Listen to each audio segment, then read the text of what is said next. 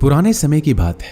नगर में रहने वाला सवल नाम का एक लड़का अपनी जिंदगी से बहुत निराश था। उसकी निराशा का कारण ये था कि अब वह कुछ भी नहीं कर रहा था। उसके माँ बाप उसे ताने मारते कि तेरे सारे मित्र कुछ ना कुछ कर रहे हैं, लेकिन तू अभी भी घर में बैठा हुआ है। मित्रों के बीच भी अक्सर उसका मजाक ही बनता। वह कहीं जाता तो लोग उससे पूछते कि क्या कर रहे हो। उसे ये बताने में बड़ी शर्म आती कि अभी वह कुछ भी नहीं कर रहा है। धीरे धीरे उसने रिश्तेदारों के यहाँ जाना और लोगों से मिलना जुलना कम कर दिया। वह ज्यादातर समय अपने घर में ही बैठा रहता। वह अकेले में रोता, भगवान को कोसता और अपनी किस्मत को दोष देता। अब उसे अपनी जिंदगी बोझ सी लगने लगी थी। कभी कभी वह सोचता कि जब वो कुछ करने के लायक ही नहीं है तो फिर उसे जिंदा रहने का क्या फायदा, उसे तो मर जाना चाहिए। एक दिन वो अपने नगर की एक सड़क से गुजर रहा था। तभी उसने देखा कि एक गुरु दुख के ऊपर प्रवचन दे रहे हैं। वह भी उस भीड़ में जाकर बैठ गया और गुरु के प्रवचन सुनने लगा। गुरु बोल रहे थे, दुख एक गुरु की भांति होता है जो हमें जीवन की सच्चाई दिखाता है और हमें सही से जीवन जीने का तरीका सिखाता है। आप चाहे तो अपने दुख रूपी गुरु से जीवन जीना भी सीख सकते हैं और चाहे तो उस दुख में डूबकर बैठकर रो भी सकते हैं। सवल भी गुरु की ये सारी बातें ध्यान से सुन रहा था, लेकिन उसे गुरु की ये बातें सही नहीं लगी। उसने खड़े होकर कहा, दुख कुछ भी सिखाकर नहीं जाता, सिर्फ पीड़ा देकर जाता है। दुख की पीड़ा अनंत होती है। ऐसा लगता है इसके बाद कुछ भी नहीं होने वाला, कुछ भी नहीं मिलने वाला। मृत्यु भी उसके सामने छोटी लगने लगती है। गुरु ने कहा, आखिर क्या दुख है तुम्हें? सवल ने अपना सारा दुख गुरु के समक्ष कह सुनाया और पूछा, क्या आपके पास मेरे इस दुख का कोई समाधान है? यह सुनकर गुरु मुस्कुराए और बोले, जिस दिन तुम्हारे जीवन में सच्चा दुख आएगा उस दिन मेरे पास आना, मैं तुम्हारे दुख का समाधान अवश्य करूंगा। इतना कहकर गुरु वहां से चले गए। सवल ने सोचा, क्या मेरा दुख सच्चा नहीं है? क्या जिस दुख से मैं गुजर रहा हूं वह झूठा है?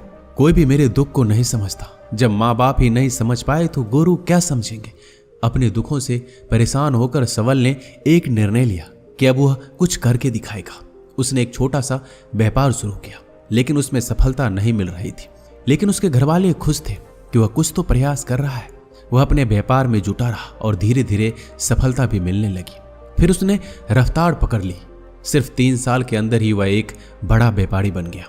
अब सवल के चारों तरफ ऐसे बहुत से लोग थे जो उसकी चिंता करते थे, उसे पसंद करते थे, उसके काम की प्रशंसा करते थे। अब उसके घरवाले भी उसकी प्रशंसा करते थकते नहीं थे। दिन प्रतिदिन उसके मित्रों की संख्या बढ़ती जा रही थी। अब वो अपनी जिंदगी से बहुत खुश था। उसके कुछ मित्रों ने उसे सलाह दी कि जब तुम बड़े व्यापारी बनकर इतना खुश हो तो सोचो, अगर तुम इस नगर के, इस राज्य के सबसे बड़े व्यापारी बन जाओगे तो तुम्हारे पास कितना सुख होगा, कितने लोग तुमसे जुड़ना चाहेंगे, तुम्हारा कितना यश फैलेगा। स्वयं राजा भी तुमसे मित्रता करना चाहेंगे और जरूरत पड़ने पर तुमसे ही धन उधार लेंगे। मित्रों की यह बात सवल के मन में घर कर गई। अब उसने और भी धन कमाने का प्रयास शुरू कर दिया, लेकिन उसे यह सब अब जल्दी चाहिए था। वह सब कुछ प्राप्त करने में अपना ज्यादा समय बर्बाद नहीं करना चाहता था, इसलिए उसने ऐसे भी कार्य करने शुरू कर दिए जो उचित नहीं थे। उसने बड़ी मात्रा में अपने मित्रों से उधार लेना शुरू कर दिया। ज्यादा मुनाफा कमाने के लालच में अपने सामान में मिलावट करने लगा। उसने दूसरे व्यापारियों के खिलाफ षड्यंत्र भी रचे। उसने डराया, धमकाया। जैसा जैसा उसका मित्र कहते गए वही करता गया। वह इन तरीकों से ज्यादा धन तो कमा रहा था, लेकिन अब उसके जीवन में सुकून नहीं था। उसके मन की शांति गायब हो गई थी। उसे रातों में नींद नहीं आती थी। वह किसी उधेड़ बुन में लगा रहता था। सुख साधन की सारी वस्तुएं होने के बाद भी उसे किसी में सुख नहीं मिल रहा था। एक दिन सबल अपनी बग्गी में सवार होकर कहीं जा रहा था। तभी रास्ते में उसे गुरु का आश्रम दिखा। वह रुक गया। वह गुरु के पास जाकर बोला, गुरुदेव, आपने कहा था जब तुम्हारे जीवन में सच्चा दुख आए तब मेरे पास आना। मैं अब बहुत ही दुखी हूं। मेरे रातों की नींद गायब हो गई है। मुझे कहीं सुकून नहीं मिल रहा। इस तरीके से सबल ने अपनी सारी समस्या गुरु के सामने कह सुनाई। गुरु ने कहा, जब तुम मुझसे पहली बार मिले थे तब भी तुम किसी दुख में थे। तुमने उस दुख से क्या सीखा? सबल ने कहा, मैंने सीखा कि सिर्फ सोचने और चिंता करने से कुछ नहीं होता। अपनी सोच को सच करने के लिए कर्म करना पड़ता है, और सिर्फ कर्म करने से भी कुछ नहीं होता। अपने कर्म को अंतिम पड़ाव तक ले जाना भी आवश्यक होता है। चाहे रास्ते में कितनी मुश्किलें आए, मन कितना ही निराश हो, कितना ही लगे कि अब आगे कुछ नहीं होने वाला है, तब भी ये मानकर चलो कि मैं जो कर रहा हूं उसमें मैं अवश्य सफल हूंगा। लोग सिर्फ सफल व्यक्ति को सम्मान देते हैं, फिर चाहे कोई कितना अच्छा क्यों ना हो, वह लोगों की नजरों में बोझ ही होता है। यह सब सुनकर गुरु मुस्कुराए और बोले, यह असली दुख नहीं है। जब तुम्हारे जीवन में असली दुख आए तब मेरे पास आना, मैं उसका समाधान अवश्य करूंगा। सवल ने जाते समय गुरु को सोने के सिक्कों से भरा एक घड़ा भेंट किया। घड़ा देखकर गुरु ने कहा, यह मेरे किसी काम का नहीं, इसे उस पेड़ के नीचे गड्ढा खोद कर दफना दो। सवल ने गुरु के कहे अनुसार घड़े को पेड़ के नीचे दफना दिया और वहां से चला गया। कुछ दिनों तक व्यापार अच्छी तरक्की कर रहा था, लेकिन गलत व्यापार की वजह से धीरे धीरे उस व्यापार में घाटा होने लगा। उसकी सारी धन संपदा धीरे धीरे खत्म होने लगी और एक दिन ऐसा आया जब उसके पास कुछ भी नहीं बचा और वह कर्जे से लद चुका था। लेकिन वह निश्चित था, क्योंकि उसने सारा कर्ज अपने मित्रों से ही लिया था। वो सोचता था कि उसके मित्र बुरे समय में उसका साथ देंगे, लेकिन ऐसा कुछ भी नहीं हुआ। बुरा समय आते ही मित्रों ने अपना उधार मांगना शुरू कर दिया। उधार वापस ना मिलने पर जान से मारने की धमकी भी दी। उसके चाहने वाले सब उससे दूर हो गए। उसके वो मित्र जो उसके साथ मौज मस्ती करते थे अब उससे दूर भागने लगे। उसके परिवार वाले उसके गलतियां और कमियां गिनाने लगे। उसकी सारी संपत्ति नीलाम हो गई, उसके पास कुछ भी नहीं बचा। उसने अपने पिता से सहायता मांगी तो पिता ने कहा, मेरे पास ये थोड़ी सी संपत्ति है, अगर मैं ये भी तुम्हें दे दूंगा तो मैं तुम्हारी माँ को कहाँ रखूंगा। ये संपत्ति हमारा आखिरी सहारा है। सबल के भीतर बहुत गहरा दुख था। उसके आसपास कोई नहीं था जो उसके दुख को समझ सके, उसे संभाल सके। लोगों से मिले इस धोखे और विश्वासघात की वजह से वह अंदर तक टूट गया। उसे लगने लगा कि अब जीने का क्या मतलब, अब तो मृत्यु ही एकमात्र सहारा है। वो आत्महत्या करने के लिए पहाड़ी की तरफ जा रहा था। तभी उसे याद आया कि गुरु ने कहा था, जब तुम्हारे जीवन में असली दुख आए तब मेरे पास आना। सबल गुरु के पास गया और अपना सारा दुखड़ा उन्हें सुनाया। आंखों में आंसू भरकर बोला, मेरे इस दुख का समाधान कीजिए गुरुदेव। गुरु ने कहा, जब तुम्हारे जीवन में असली दुख आए तब मेरे पास आना, मैं उनका समाधान अवश्य करूंगा। सबल ने कहा, क्या अभी जो मेरे जीवन में घट रहा है क्या वो दुख नहीं है? आखिर असली दुख होता क्या है? गुरु ने कहा, सबसे पहले तुम मुझे ये बताओ, इस दुख से क्या सीख मिला? सबल ने कहा, मैंने सीखा कि जो लोग हमारी सफलता, हमारी तरक्की की वजह से हमारे जीवन में आए हैं वो हमें धोखा अवश्य देंगे, क्योंकि बुरे समय में हमारे साथ खड़े नहीं होंगे। वह केवल अच्छे समय में हमारा फायदा उठाएंगे और बुरे समय में छोड़कर चले जाएंगे।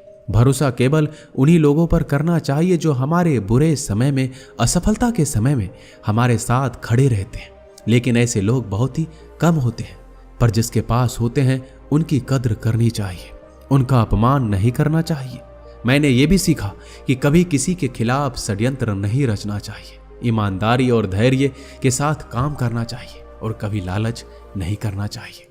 अपना सारा दुख और अनुभव बताने के बाद सबल आंखों में आंसू भरकर गुरु के सामने बैठा रहा। थोड़ी देर बाद गुरु उठे और उस पेड़ के नीचे गड्ढा खोदकर वह घड़ा बाहर निकाला जो सोने के सिक्कों से भरा हुआ था और उसे सबल को दे दिया और कहा, तुम्हारे जीवन में असली दुख आए तब मेरे पास आना। सबल ने गुरु को धन्यवाद दिया और प्रणाम कर कर वहां से चला गया। उसने उस धन से एक छोटा व्यापार शुरू किया। अब वह एक छोटा व्यापारी बनकर खुश था। अपनी पूरी लगन और ईमानदारी से व्यापार किया। देखते ही देखते वो फिर अपने नगर का एक बड़ा व्यापारी बन गया। उसका जीवन खुशियों और सुविधाओं से भर गया। लेकिन कोई कितना भी अच्छा हो, कितना भी अच्छा काम करे, दान करे, पुण्य करे, लोगों की मदद करे, लेकिन जीवन में दुख तो आता ही है। तो सबल के जीवन में भी दुख आया। उसके माता पिता की मृत्यु के रूप में। वो दोनों एक ही दिन मृत्यु को प्राप्त हो गए। सबल अपने माता पिता से बहुत प्रेम करता था, इसलिए उसे उनकी मृत्यु से बहुत गहरा आघात पहुंचा। उन दोनों के पार्थिव शरीर को शमशान घाट ले गया। वहां उनकी अंतिम क्रिया की गई। वहां उसने अपने माता पिता के शरीर को जलते हुए देखा तो उसका मन बेचैन हो गया। उसके अंदर बहुत से प्रश्न उठने लगे। वह घर वापस आया तो अपने माता पिता के घर और संपत्ति को देखा जिसके लिए उसके माता पिता हमेशा लड़ते रहते थे। आज वो लावारिस पड़ी है। आज उसकी देखरेख करने के लिए उसके लिए लड़ने वाले इस दुनिया से चले गए। उसके पिता ने जो भी कमाया था, जो भी बनाया था, सब कुछ यहीं रह गया था। एक दिन पहले किसी से भी अपनी संपत्ति के लिए लड़ जाने वाले उसके पिता आज इस दुनिया से अलविदा हो गए थे। उसका मन इसी तरह के अनेक विचारों के भंवर में फंसा हुआ था। उसे अंदर से अकेलापन और डर महसूस हो रहा था। उसे कुछ खालीपन सा महसूस हो रहा था। उसे लग रहा था कुछ तो है जिसे वो समझ नहीं पा रहा। इसलिए वो गुरु के पास गया। उसे देखते ही गुरु ने कहा, क्या जीवन में कोई दुख है? तो सबल ने कहा, वैसे तो जीवन में कोई दुख नहीं है गुरुदेव, सब सुख है, सब अच्छा चल रहा है। लेकिन आज मेरे माता पिता की मृत्यु हो गई। इस घटना ने मेरे मन को बेचैन कर दिया है। गुरु ने कहा, इसमें दुखी होने वाली कौन सी बात है? एक दिन तो सभी के प्रियजनों को मरना ही है। हमेशा जीवित ना तो कोई रहा है ना कोई रहेगा। एक दिन तो तुम्हें मरना ही है। हो सकता है कल ही मर जाओ या आज भी मर सकते हो। सबल ने कहा, यह आप क्या कह रहे हैं गुरुदेव? मैं भी मर जाऊंगा, पर मैं तो अभी जवान हूं। गुरु ने कहा, इसी भ्रम में तो सभी जी रहे हैं कि मृत्यु दूसरों को आती है, बुढ़ापा दूसरों को आती है, लेकिन बूढ़ों के सामने ही जवान मर जाते हैं, बच्चे मर जाते हैं। मृत्यु का किसी उम्र से कोई संबंध नहीं, ये तो सबको अपना ग्रास बना लेती है। गुरु की ये बातें सबल के मन में घर कर गई। वो चुपचाप वहां से चला गया, लेकिन उसका मन अब भी बेचैन था, अब भी अशांत था। वह कुछ खालीपन सा महसूस कर रहा था। वह पूरे दिन अपने बारे में सोचता रहा कि वह इस दुनिया में क्यों आया है। क्या सिर्फ चीजों को उपयोग करना और मरना ही जीवन का लक्ष्य है? ऐसे बहुत से प्रश्न उसके मन में लगातार उठ रहे थे, लेकिन उसका उत्तर नहीं मिल पा रहा था। उसका दुख दिन प्रतिदिन बढ़ता जा रहा था। कुछ दिनों बाद वह फिर गुरु के पास पहुंचा और बोला, गुरुदेव, मैं बहुत दुखी हूं। मैं ये नहीं जान पा रहा हूं कि मैं कौन हूं, इस दुनिया में क्यों आया हूं। ये सुनकर गुरु मुस्कुराए और बोले, आज पहली बार तुम्हारे जीवन में सच्चा दुख पैदा हुआ है। वास्तव में यही वो दुख है जो दुख कहलाने के लायक है, कि हमें पता नहीं कि हम कौन हैं, क्यों आए हैं, क्या करना है, कैसे करना है। सबल ने कहा, गुरुदेव, मेरे इस दुख का समाधान कीजिए। गुरु ने कहा, हम सभी इंसान जीवन भर क्या इकट्ठा करते हैं? सबल ने कहा, हम सभी इंसान जीवन भर धन, संपत्ति, मान, सम्मान, परिवार, मित्र, शत्रु, पद, प्रतिष्ठा, यही इकट्ठा करते हैं। गुरु ने कहा, क्या इन इकट्ठा हुई सभी चीजों से एक भी चीज साथ ले जाया जा सकता है? सबल ने कहा, नहीं गुरुदेव, इनमें से कुछ भी साथ नहीं ले जाया जाता। मेरे माता पिता के साथ कुछ नहीं गया, सब कुछ यहीं छूट गया है, परिवार, संपत्ति, सब कुछ। तो गुरु ने कहा, अब मेरी बातों को ध्यान से सुनना। इस दुनिया में हमें जो इकट्ठा करना है वो हम इकट्ठा करते नहीं। चीजें जो हमारे सामने होती है लेकिन हम उन्हें देखने का प्रयास नहीं करते। इस दुनिया में हमें जिस चीज को इकट्ठा करना है वो हम खुद हैं। हमें खुद को इकट्ठा करना है ताकि जब मृत्यु हो तो हम एक हो सके और स्वयं को पहचान सके। हम भीतर से बटे हुए हैं। हम बटे हुए हैं प्रेम में, नफरत में, क्रोध में, जलन में, धन में, संपत्ति में, पद में, प्रतिष्ठा में, मान में, पहचान में, धर्म में, जाति में। ऐसे ही सैकड़ों हजारों चीजों और वासनाओं से हम बटे हुए हैं। हम टुकड़ों में जीवन जी रहे हैं। इस बंटवारे की वजह से हमारी चेतना कभी एक नहीं हो पाती। हमारी चेतना बिखर गई है। इसलिए हमारे पास इतना भी समय नहीं है, इतना भी ऊर्जा नहीं है कि हम मुड़कर एक बार अपने भीतर देख सकें।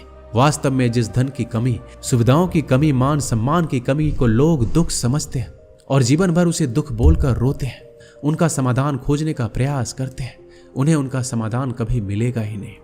क्योंकि जिन्हें लोग दुख कहते हैं वो असली दुख है ही नहीं, वो तो सिर्फ इंसान की चाहत है, उसकी इच्छा है जिसकी पूर्ति कभी नहीं की जा सकती। इसलिए यहाँ व्यक्ति को ऐसे दुखों का कभी समाधान मिलता ही नहीं। इसलिए इन सब के ऊपर अगर अपने दुखों का परम समाधान चाहिए तो सबसे पहले अपने आप को इकट्ठा करो, अपने ऊर्जा को इस संसार से वापस खींचो और एकत्रित करो। अपने ऊपर ध्यान दो, खुद पर ध्यान लगाओ, पहले अपने आप को पहचान लो। ऐसे ही बिखरते हुए मत चलो। सबल ने कहा, क्या गुरुदेव हमें ये संसार छोड़ देना चाहिए? अपने सभी इच्छाओं को मार देना चाहिए? किसी से प्रेम नहीं करना चाहिए? धन संपत्ति इकट्ठा नहीं करना चाहिए? मान सम्मान की आशा छोड़ देनी चाहिए? गुरुदेव ने कहा, एक बिखरे हुए मनुष्य के अंदर से कामनाएं, इच्छाएं और वासनाएं ऐसे ही निकलती है जैसे पहाड़ से कोई पत्थर गिर रहा हो, जिस पर पहाड़ का कोई नियंत्रण नहीं है सिवाय देखने, परेशान होने और कुछ खोने के। इसी प्रकार एक बिखरे हुए मनुष्य की इच्छाएं अनियंत्रित और दुखदायी होती है। उसका अनियंत्रित मन कुछ भी इच्छाएं और कल्पनाएं करता रहता है और दुखी होता रहता है। लेकिन जब व्यक्ति एकत्रित हो जाता है तो वो जो भी करता है उसके नियंत्रण में करता है, तब इच्छाएं भी उसकी इच्छा से निकलती है। सबल ने कहा, गुरुदेव, आपने मेरे सच्चे दुख का समाधान कर दिया। उसके बाद आपका बहुत धन्यवाद। मैं खुद को एकत्रित करने का प्रयास करूंगा। गुरु ने कहा, मानव शरीर में बहुत ऊर्जा है, बहुत शक्ति है, पर यह बेकार के कामों में बटकर रह गई है, व्यर्थ की चीजों में लगी रहती है। यह ऐसा है कि जैसे एक अत्यंत शक्तिशाली मशीन किसी बच्चे के हाथ में दे दी गई हो और बिना सोचे समझे, बिना किसी नियंत्रण और जानकारी के बस इस शक्ति को कहीं भी बर्बाद कर रहा है। इसलिए अपनी चेतना की शक्ति पर ध्यान दो और इसे एकत्रित करो। सबल को अपने प्रश्नों का उत्तर मिल चुका था। उसने गुरु को धन्यवाद किया और चुपचाप वहां से चला गया। दोस्तों, इस वीडियो में बस इतना ही। मिलते हैं अगले वीडियो में। अपना ख्याल रखिएगा।